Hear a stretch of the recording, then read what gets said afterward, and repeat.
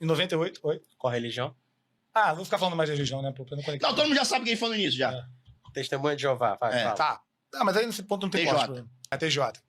Ela foi pra Holanda e lá, na época, foi uma época de migração muito dos africanos pra lá. Foi uma das primeiras migrações. Então, ela fazia o trabalho dela de catequizar os caras lá. E ela contou muito caso de possessão espiritual. Ponto. E aí, eu tenho essa informação. Eu tenho uma outra informação de uma amiga minha que ela tinha uma doença muito braba, enfim, ela falou isso pra mim, tipo, não é uma parada que veio...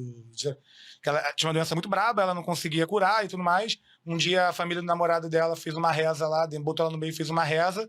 E, cara, 2 dias depois ela foi no médico, o médico falou que tinha curado. Como é que funcionam essas coisas espirituais? Por quê? O evangélico, no geral, o católico não, o evangélico, no geral, de todas as crenças, assim, no geral, você tem uma percepção, a macumba mexe com o espírito, a macumba mexe com o demônio, a macumba faz essa porra toda. E quando você vai olhar pra dentro do mundo evangélico, até os testemunhos de Jeová, no caso, que eles não têm nada espiritual, mas a minha irmã, ela viu uma possessão demônica, sabe? E quando essas garotas de ela conseguiam ser curadas com uma reza, como é que funciona? E às vezes você vê no palco, e aí por isso que eu te perguntei isso. Ela falou que o cara traiu ou não, se o cara tá fazendo... Porque fica jocoso várias vezes algumas coisas que tem no palco e tira a credibilidade inteira se isso de fato acontece, alguma coisa espiritual. Queria que você falasse um pouco disso tudo. Já teve caso desse? Já Muito. O mundo espiritual, ele é real. Tá. Ok? E o mundo espiritual não precisa que a gente creia nele, ele existe. O mundo espiritual, ele funciona. A Bíblia separa o homem de 3 maneiras. O homem natural, que é o homem que não entende o que está acontecendo, ele é natural, ele não entende, então é muito mais compreensível botar na natureza, nisso, naquilo, do que entender. Então ele é natural. Tem o homem carnal, que é o que faz chacota daquilo, e o homem espiritual. O homem espiritual, a Bíblia diz que ele discerne as coisas. Então, o mundo espiritual existe. Existe, sim, possessão demoníaca. Tá. Diabo, ele atua em brechas. Existem muitas formas, e a gente realmente, esse podcast teria que ser só sobre isso. Sim. Porque existem muitas maneiras que o diabo, ele atua na vida de uma pessoa. O apóstolo Paulo, ele tem uma expressão que ele fala, não deis lugar ao diabo. O diabo não é uma figura mitológica. O cara fala assim, eu não quero ir pro céu não, porque o céu é muito chato, e o inferno deve ser maneiro, vai ter muita mulher, muita cerveja. Isso é uma linguagem mitológica de achar que o inferno é um lugar de festa. E a Bíblia vai dizer que o inferno é um lugar de choro e ranger de dente. Então, não é brincadeira. Eu tenho um corte na internet que eu falei sobre Gabigol. O Flamengo, no auge, Copa do Brasil, que eu não vou lembrar o ano agora aqui, o Gabigol vira pro pessoal do Atlético e fala assim, bem-vindo ao inferno. E eu desafio a você fazer uma pesquisa do que aconteceu com a carreira do Gabigol depois daquilo ali. Na época eu mandei mensagem, eu mandei direct pra ele, falei, cara, pede perdão a Deus. Nunca brinque com questões espirituais. Ou seja, ele abriu a brecha que você falou. Abriu. Bem-vindo ao inferno. O Flamengo foi campeão, aquela coisa toda, mas e Gabigol? Não, e a torcida fazia o caldeirão mesmo. E cadê o Gabigol? Pega daquela época, o Flamengo foi campeão de coisas sem o Gabigol, com o Gabigol no banco. Isso aqui o Ryan vai reagir, cara. Entendeu? E eu, tipo assim, eu não falo isso com maldade não, porque o cara faz na inocência. Porque, eu acabei de falar, o mundo espiritual existe, não é porque você acredita, é porque ele existe. E eu posso dar brechas. O universo do evangelho, a Bíblia diz que o Filho do Homem nasceu para desfazer as hostes do mal. Então Jesus Cristo, ele desfaz a obra do mal. As pessoas hoje transformaram, como você bem disse, muita coisa em chacota. E isso também é uma estratégia do mal. As 3 coisas que o mal faz para as pessoas não dar credibilidade. Uma, não existe. Isso é coisa da cabeça do homem. O inferno é aqui mesmo. Você não ouve essas frases? 2, não é tão poderoso assim, então eu posso fazer uma brincadeirinha aqui, posso fazer uma zoeira, tal. 3, é maneiro. Então vamos fazer a marcha pro demônio. Já tem marcha para Jesus, vamos fazer marcha pro demônio. Só que o que a Bíblia fala sobre demônio? Ele veio para matar, roubar e destruir. Eu sempre gosto de fazer um comparativo da seguinte forma. A Bíblia é um livro de personagens. Personagens estes que acertaram e que erraram. Davi acertou, Davi errou. Abraão acertou, Abraão errou. Moisés acertou, Moisés errou.